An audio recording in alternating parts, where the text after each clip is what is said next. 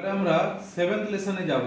Already আমরা উপরের রোতে টি এবং আর আমরা শিখে ফেলেছি, ঠিক তেমনি ওয়াই এবং ইউ আমরা শিখে ফেলেছি।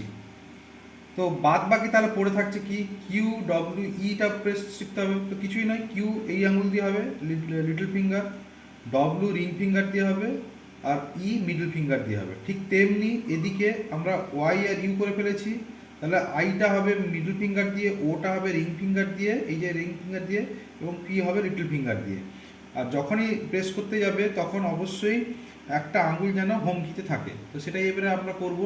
কি আছে টাস্কটি না, 7th টাস্ক হচ্ছে A W E R Q F A. দেখো এ ডব্লিউ, দেখো কেমন যাচ্ছে, ডব্লিউটা এই আঙুলটা এরকম যাচ্ছে, কিন্তু হালকা করে এই লিটল ফিঙ্গারটা এর উপরে টাচ হয়ে আছে।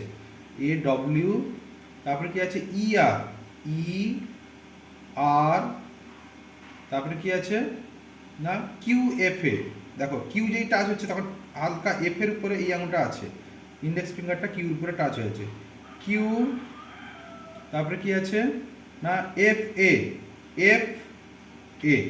ঠিক আছে, আবার এটা দেখাচ্ছি, A W E R Q F A space. এবার হচ্ছে semicolon, O I U P J semicolon. দেখো এবার স্পিডে করছি, কেমন করছি, A W E R Q F A space semicolon, O I U P J semicolon, semicolon. Okay, তো আবার দেখো আমি দেখাচ্ছি, semicolon, O I U P J semicolon. Okay, তো এইভাবেই তোমরা প্র্যাকটিস করে যাবে। কিন্তু প্রথমে কিন্তু এখানে যেহেতু দেখো এদিকে কিন্তু একটু আছে, খুব স্লোতে আগে করতে থাকবে, অনেকক্ষণ করলে দেখবে প্র্যাকটিস এসে যাবে। কিন্তু খুব কম জিনিস, ফার্স্টে তুমি এই বাম হাতটাই ফার্স্টে প্র্যাকটিস করবে, A W E R Q F A, এইটাই বাম হাতটা ভালো করে প্র্যাকটিস করে করে কোথায় ডব্লিউ আছে, কিউ আছে, কিউ ডব্লিউ ই আছে, এটা ভালো করে মুখস্থ হয়ে যাবে। তারপরে এইদিকে ডান হাতটা আসবে।